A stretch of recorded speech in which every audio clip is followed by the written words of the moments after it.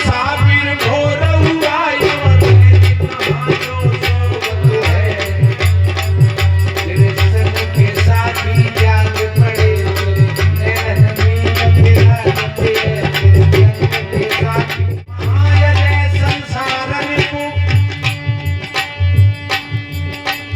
जीत सके सो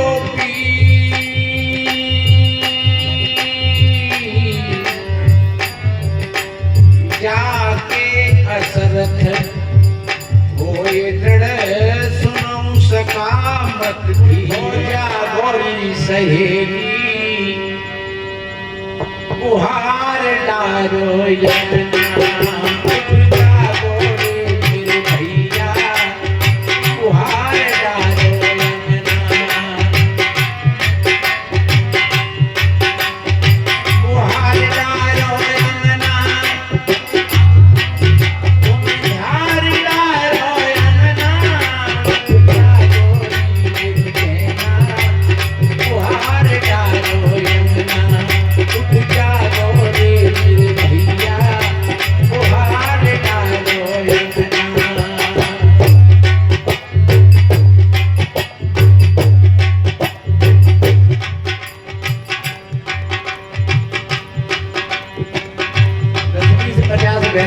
कबीर साहब जी के पास गई होंगी। उन्होंने कहा होगा गुरुदेव हम पहाड़ों पर नहीं तपस्या कर सकते हैं, जंगल की झाड़ियों में जाकर के नहीं छुप सकते हैं, और पहाड़ों की चोटियों पर जाने की कोई जरूरत भी नहीं है, झाड़ों में जाने की कोई आवश्यकता नहीं है। सदगुरु कबीर साहब जी का वो मार्ग है बीच का। आप जहां रह रहे हो और जैसी स्थिति में हो उसी स्थिति में तुम अपने जीवन को कल्याण में बना सकते हो, क्योंकि ऐसा कोई व्यक्ति नहीं है, कोई भाई बहन नहीं है। इसलिए कबीर साहब जी ने कहा कि सुनो मेरी माताओं, जैसा तुम अपने घर द्वार को झाड़ बुहाड़ करके रखती हो, अपने गली किनारों को भी नालियों को भी साफ सुथरा बना करके रखती हो, जैसे तुम अपने कपड़ा और वस्त्रों को साफ बना करके रखती हो, तुम अपने मन और इंद्रियों को भी इसी तरीका से साफ बना करके रखना, शुद्ध बना करके रखना। बहुत बड़ी गहरी बात है। साफ सुथरा घर कितना अच्छा लगता है।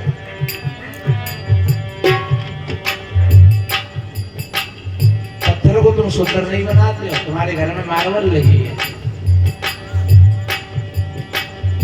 बड़ी चमक है, बड़ी पॉलिश है, लेकिन जब आप धूल जमी गई फिर तुम क्या करोगे? आप पोंछा लगाओगे, और जब पोंछा लगा दोगे तो फिर क्योंकि चमक तुम्हें आती है, तुमने चमक धोरे डाली है, वहां में तुमने केवल धूल को हटाया है, बस ये धूल को ही हटाना है। और धूल हटेगी विचार से और विवेक से, किसी नाम जप से नहीं, क्योंकि तुम्हारा कपड़ा मैला हो और तुम नाम जप करो, हे राम हे राम हे राम हे राम जी कपड़ा साफ हो जाए, हे राम हे राम हे राम, हे गुरु महाराज जी कपड़ा साफ हो जाए, हे कबीर बाबा जी कपड़ा साफ हो जाए। बस कपड़ा कैसे साफ होगा? उसके लिए तो साबुन और तेल की आवश्यकता है। आप पानी में भिगो करके और खूब साबुन लगा करके और आप घुमक करके निचोड़ करके डाल दिया और कपड़ा साफ हो। अगर तुम कहते रहते तो कपड़ा साफ हो जाता, तो हमारा जो चित्त है वो कपड़े के समान तो है, और क्या है। तो किसी का नाम लेने से नहीं, एक बार हम भजन में कहते हैं नहीं,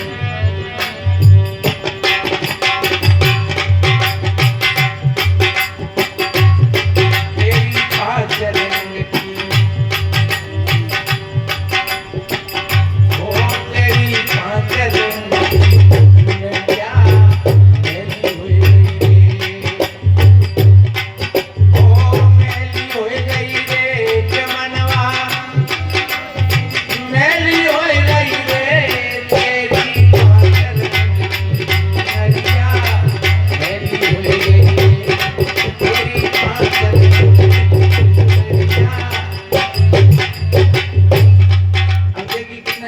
लिखता है। मैली कैसे भाई? झूठ कपट के दाग लगे हैं। इसमें कोई व्याकरण नहीं है, कोई उर्दू और फारसी इंग्लिश नहीं है। कितना सीधा है ये सदगुरु कबीर साहब जी का जो ज्ञान है, कितना सीधा है।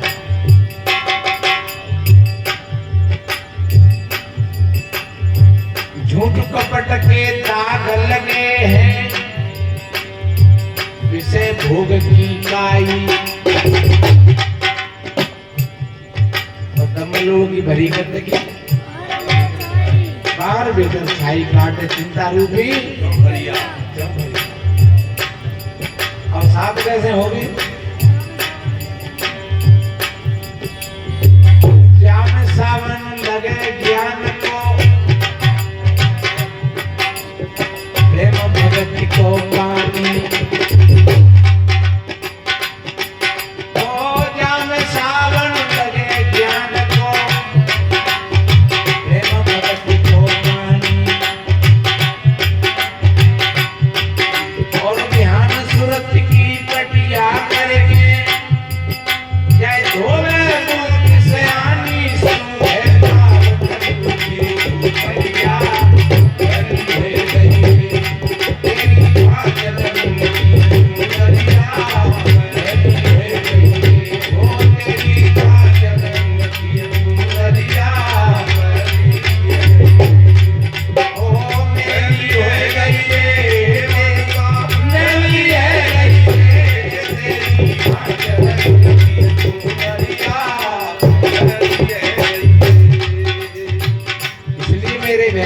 ज्ञान का सावन और सत्संग का पानी।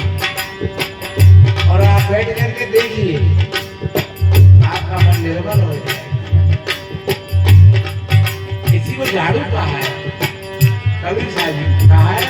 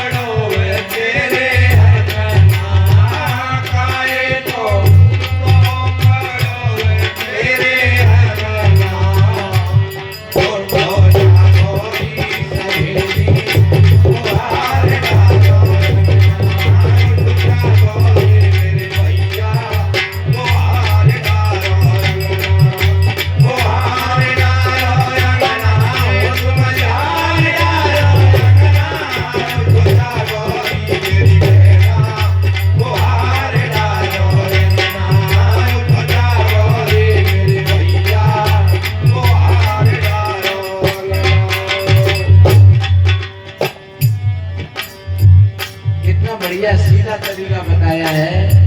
ये आध्यात्मिक भाव है। काये की बढ़नी और काये को बंधना, इस भजन को आप 8 बार कहा और विचार करके कहा। हर बार नई चीज निकल करके आएगी तुम्हारे। ध्यान रखो, झरना से पानी चलता है। आपने एक दिन पानी पियो, आप कहोगे बड़ा अच्छा पानी, और दूसरे दिन गए आप कहोगे बड़ा अच्छा पानी, तीसरे दिन गए बड़ा अच्छा पानी, और वो पानी चला आ रहा है नया और अच्छा ही अच्छा लगता जाता है। हमारा हृदय भी एक झरना के समान है। जब कहीं काम, क्रोध, लोभ, मोह, मद, अहंकार के विकार पैदा हो जाते, कीचड़ हो जाता है, तो झरना गंदा हो जाता है। और जब विचारों में पवित्रता होती है, तो अपने आपके हृदय में सर्वजन हिताय सर्वजन सुखाय की भावना पैदा हो जाती है। और जो भाई बहन सबका सुख चाहेंगे, वो स्वयं सुखी रहेगी।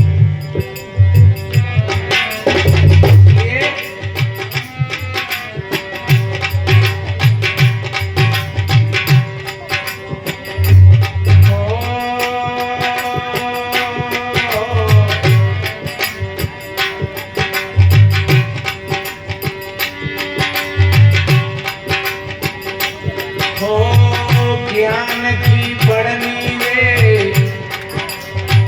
धर्म को बंधना,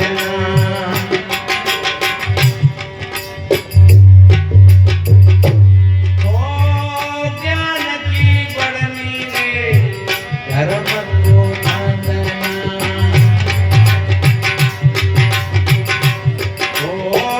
पाप को कूड़ो पड़ो तेरे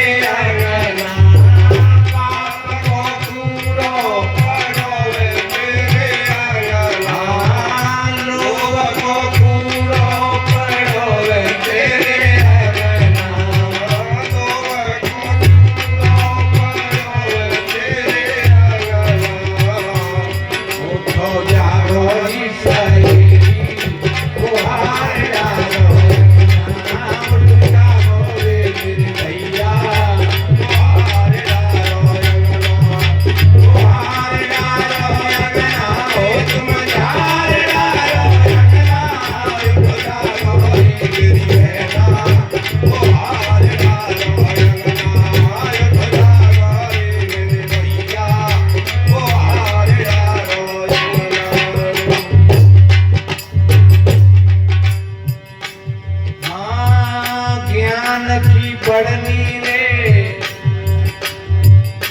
हमारे पास में ज्ञान है, मैंने पहले कहा नहीं था, ये शब्दों का फर्क होता है। वहां कहा ज्ञान को सावन और सत्संग को पानी, और यहाँ कहा है ज्ञान को, ज्ञान की बढ़नी और धर्म को बंधना। बड़ी सीधी बात है। हमारी जो आंख है ज्ञानेंद्रिय है, कान है ज्ञानेंद्रिय है, और झगड़ा होता तो जो इंद्रियों के माध्यम से होता है। कानों से सुना कुछ तो झगड़ा हो गया, आंखों से देखा कुछ तो झगड़ा हो गया, खाने पीने में थोड़ी कमी रह गई झगड़ा हो गया। एक भैया कोई कह रहे महाराज भाई बहू बहुत बेकार है, अगर रोटी सब्जी ना सही करूं।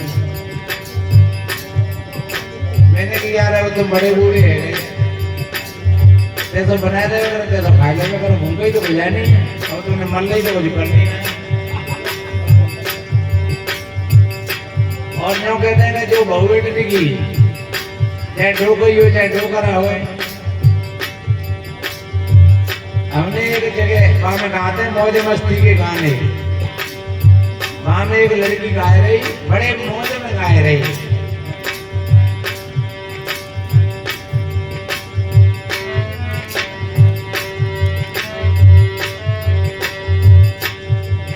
वे सासुल मौजे उड़ावेंगी, जो बहू को कहो करेंगी।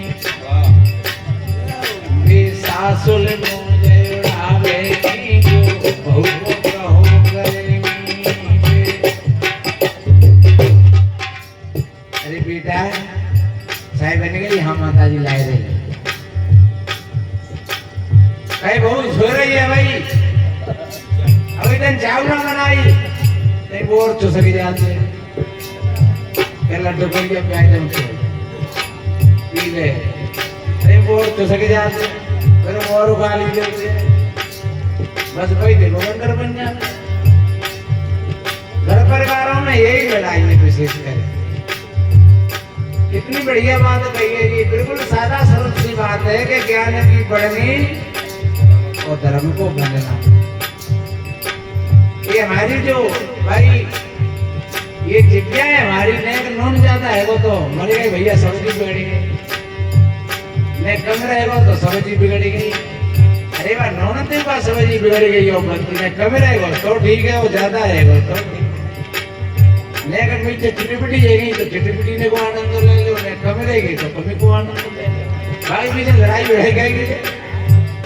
अरे आलू में बैंगन कच्चे तो बढ़िया लगते हैं, कम से ले रह गए तो खाई ले बढ़िया वे तो और ज्यादा बढ़िया मजे की बात है। और अपना में ज्यादा पानी दे दो ढारे में तो रोटी डाल दो भी नहीं में और ज्यादा मजे की बात है। भाव खराब का है वो मुझे पूछा तो। इसलिए मेरे बहन भाइयों, जब ऐसा ज्ञान और विवेक होता है परिवार में समता बनी रहती है।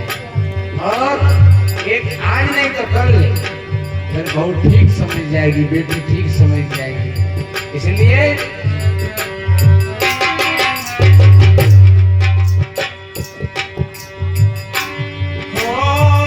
ज्ञान की बढ़नी रे धर्म को बंदना,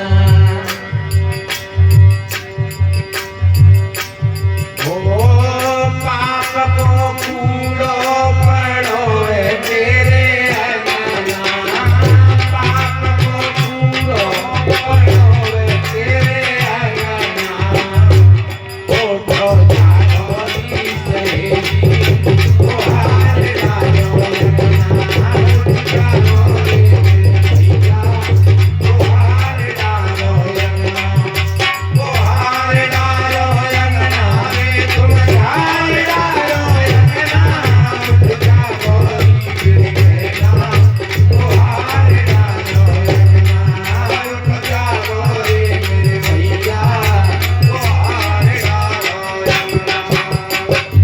ऐसा ज्ञान से हमेशा काम लेना चाहिए।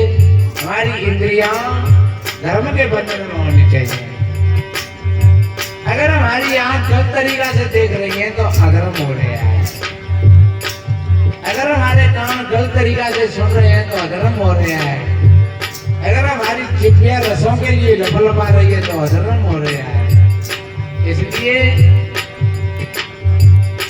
धर्म को बंधन, जब धर्म के बंधन में बंधी होती है तो फिर कहीं कोई तकरार नहीं है। और देखिए आगे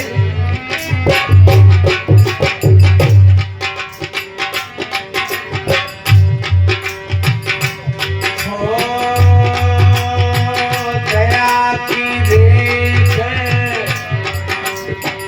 क्षमा को दूना, ये मंत्र है। मैंने तेरे चर्चा में भी कहा था, भाई बहन कहते हैं महाराज को मंत्र तो देव। अरे महाराज को मंत्र तो बताओ। और जो मंत्र है एक एक शब्द है वो मंत्र है पूरा का।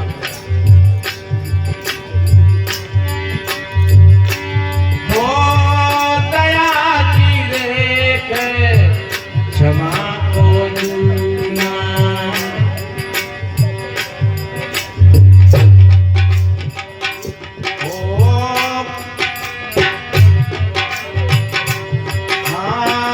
काय की रेख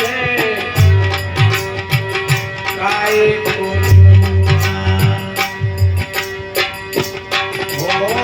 काय को पानी और काय को बसनवा, काय को पानी और काय के बसनवा, ओ तो जागो दी सहेली ओ हार डालो अंगना, जागो रे भैया ओ हार डालो अंगना, ओ हार डालो अंगना, तुम हार डालो अंगना, जागो दी भैया ओ हार डालो अंगना, जागो दी भैया ओ हार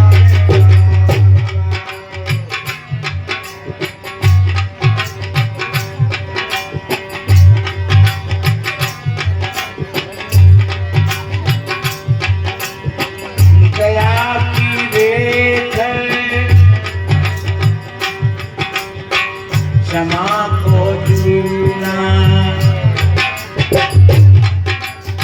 ये बहुत बड़े हथियार हैं अपने जीवन के युद्ध क्षेत्र में। ध्यान रखो, कभी राम और रावण की लड़ाई भइयो भइयो नहीं भइयो की भरोसा नहीं। क्योंकि एक तो ये समझ लेना कि 10 मूढ़ों को आदमी को भोजना नहीं। हमने आज होते न पहले आते को ताकि 10 मूढ़ हो 20 बुझाओ। किसी बात को एक समझाने का रूपक है, ये कहानी है। पहले भी ये राम रावण का युद्ध था और आज भी है और आगे भी चलता रहेगा।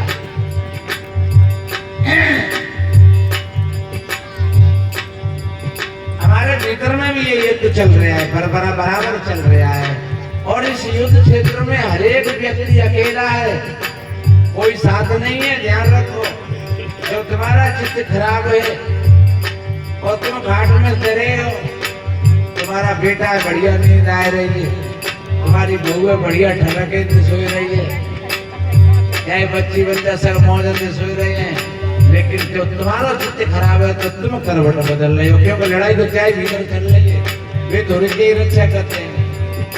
तुम्हारा पति है बगल में ही सो रहा है, भाई खूब ठर्रके ले रहे हो, नहीं भाई ठर्रके उतीर से लग रहे हैं वहां, क्योंकि बाकी नींद बिगड़ रही है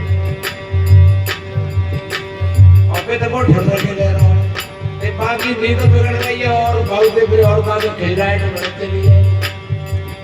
इसलिए मेरे बहन भाइयों को तुम्हारी सहायता नहीं कर रहा है, वो तुम्हारे और जले हुए में वो नमक डाल रहे हैं।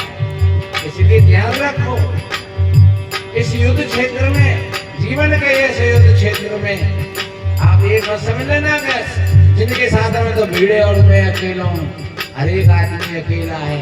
पेट में अगर पीड़ा है रही है मेरे में, तो बाबू मोई है, बाबू समाधान करना पड़ेगा। अगर कहीं भी डॉक्टर ने को ऑपरेशन होगो तो पत्नी के वाला जैसा को हम कराए दे मुझे, तो भाव दर्द थोड़ी ठीक है जाओ। बेटा प्यारे से प्यार हो और तो कहते तुम रहते हो, लाओ नहीं करा ले ऑपरेशन, तो भागे ऑपरेशन से भागो दर्द थोड़ी ठीक हो जाएगा, वो तो उसी को कराना पड़ेगा। इसलिए मेरे बहन भाइयों, हमारे तुम्हारे भीतर में ये राम और रावण का युद्ध चल रहा है, और इस युद्ध को जीतने के लिए हमको इन हथियारों की जरूरत है। कौन से हथियारों की?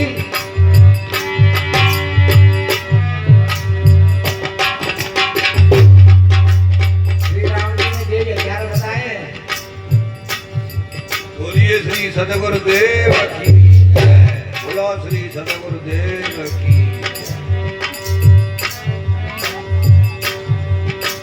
कौन से हथियार बताए?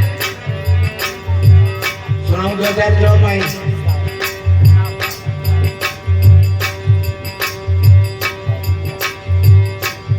विभीषण ने कहा था प्रभु आपके पास तो कोई हथियार नहीं है और आपके लिए कोई रथ नहीं है बैठने के लिए। तो कितनी बढ़िया बात कही, सूरज धीरज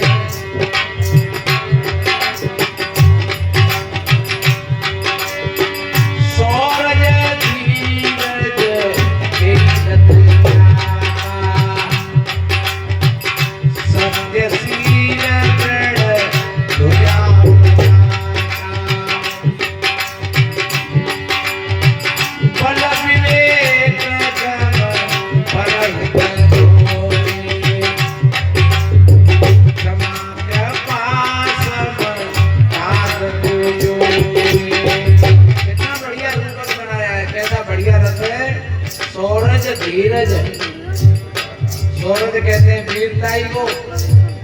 आप वीरताई के साथ खड़े रहना, हिम्मत मत हार जाओ, अगर हिम्मत हार जाओगे तो मर जाओगे।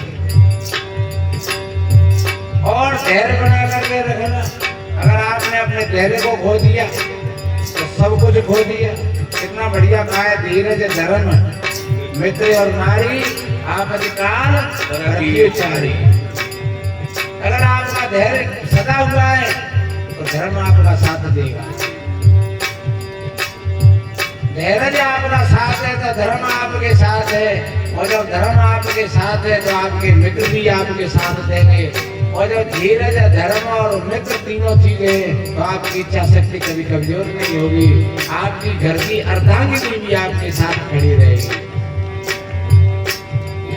इसलिए अगर आपने धीरज को खो दिया तो आपका धर्म टूट गया। तो धीरज गया और धर्म गया तो मित्र भी आपका साथ छोड़ जाएंगे। और मित्रों की बात नहीं, आपकी इच्छा शक्ति गिर जाएगी, आपकी पत्नी भी आपका साथ छोड़ करके चली जाएगी। अरे पैसे ही भेज दो।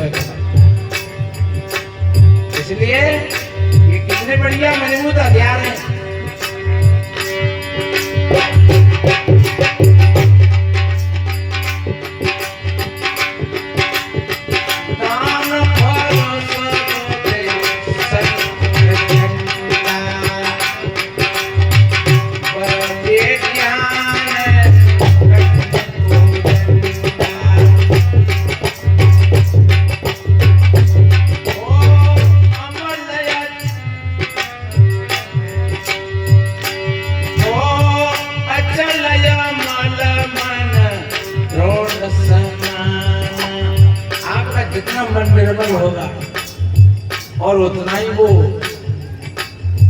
युद्ध में आपका साथ देगा। जैसे योद्धा के हाथ में तलवार होती है नहीं, और वो जितनी उस पर धार होगी वो काटता हुआ चला जाएगा। ऐसे ही अगर हमारा मन जितना निर्मल होगा, जितना पवित्र होगा, उतना ही तुम इस युद्ध क्षेत्र में बढ़ते चले जाओगे। आपको कोई रोकने वाला नहीं है। इसलिए कबीर साहब जी ने भी कहा है, ये क्या कहा है?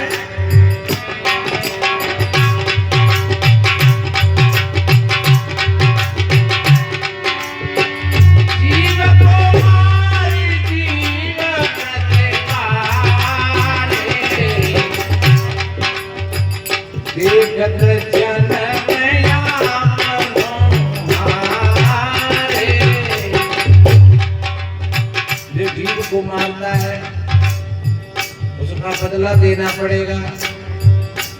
जीव को मार जीव प्रतिपारे, और कहता है मैं शूरवीर हूँ, मैं शिकार करने जाता हूँ। ये बहुत बड़े धोखे की बात है, इसका बदला देना पड़ेगा। देखो तो जन्म आपनो हारे, सदगुरु कहते हैं वो अपने जन्म को हार गया। अरे भगवान राम ने छुप करके बाली को मारा तो उनको भी बदला देना पड़ा उस बात का। इसलिए किसी जीव को मत सताना, चींटी से और हाथी तक प्राणियों पर दया करना। इसलिए क्षत्रिय वही जो कुटुंब से जूझे, मारी एक क्षत्रिय को है सच्चा, शूरवीर को है ना लड़ो विद्या चरो ध्यान ना च पंडिता। अरे कोई आदमी को मारकर, कोई जीवों को मार करके शूरवीर नहीं होता है। ना लड़ो विद्या चरो ध्यान ना च पंडिता। कोई 10 मिनट के लिए ध्यान करे और माला लेकर के बैठ जाए तो सच्चे अर्थों में वो पंडित नहीं होता है। तो कौन होता है? वक्ता बात तवे, कोई भी जिसकी वाक्यों में वाक्य पढ़ता हो तो वो फिर वक्ता नहीं होता है। वो मीठे मीठे प्रवचन तो कर लेगा,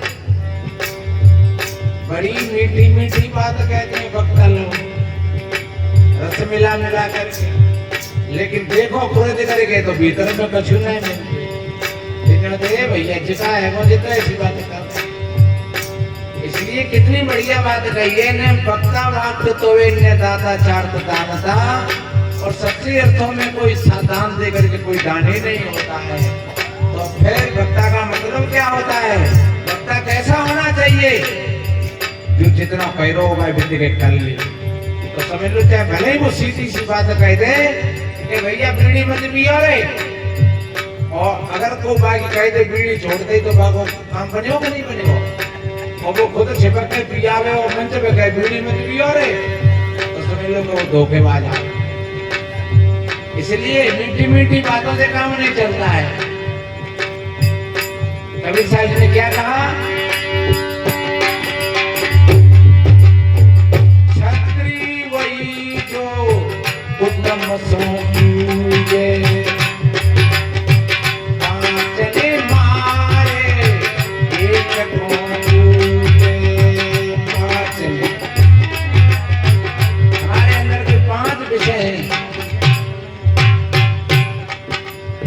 पांचों को तो पीट ले और एक मन को समझ ले, समझ लो वो सच्चा शूरवीर है। इसलिए इंद्रियाणा जय शूरो, शूरवीर को है जिसने अपने मन और इंद्रियों पर अनुशासन कर दिया। और वो कैसे होगा? भजन में बोला था मैंने, आपको ध्यान को लाऊं वही। आप सोच रहे हो भजन कहाँ रहेगा?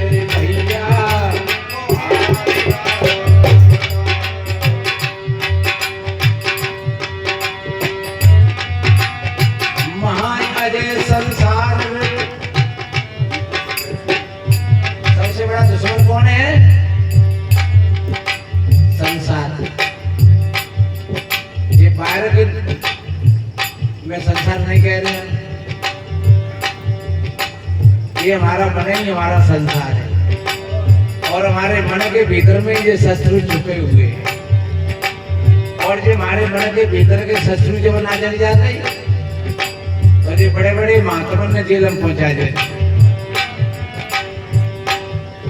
इसलिए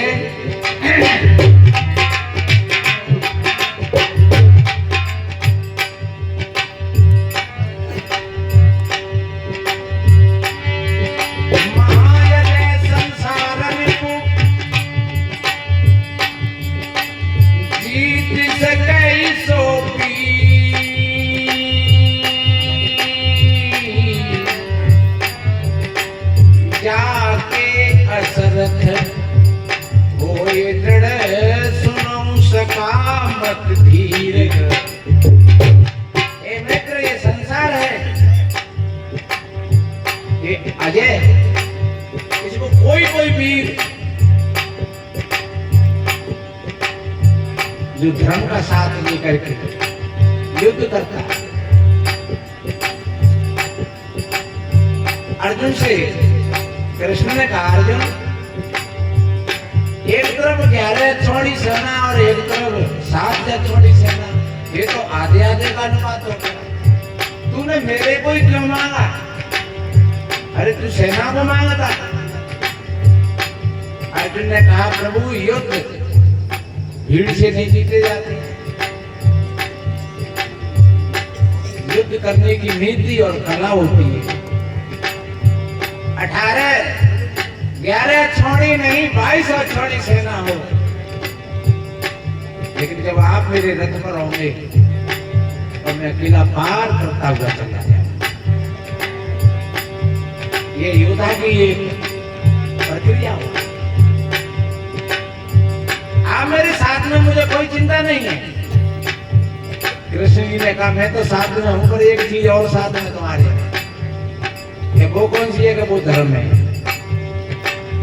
और मैं निवेदन करूं आप भाई बहन सब अपने धर्म के रास्ता पर आप आरूढ़ होकर के चलोगे तो थोड़ी परेशानी तो आ सकती है, लेकिन धर्म कभी पराजित नहीं होता।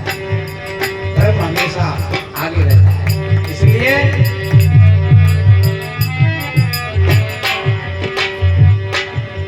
सतमत छोड़े सूर्यमा काव्य में कहते नहीं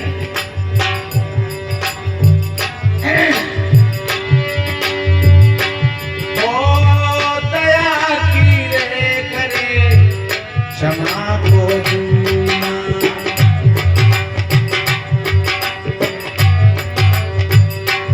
ओ प्रेम को पानी ओ बरसनवा, प्रेम को पानी ओ खोजा सहेली ओ हार डालो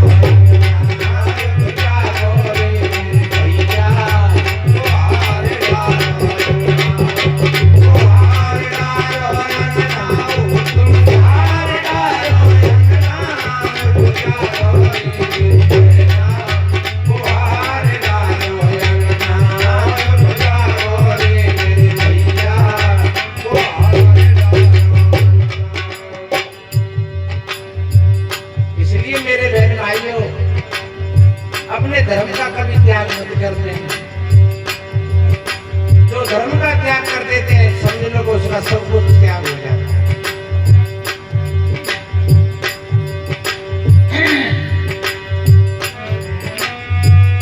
कहाँ कबीर सुनो मेरी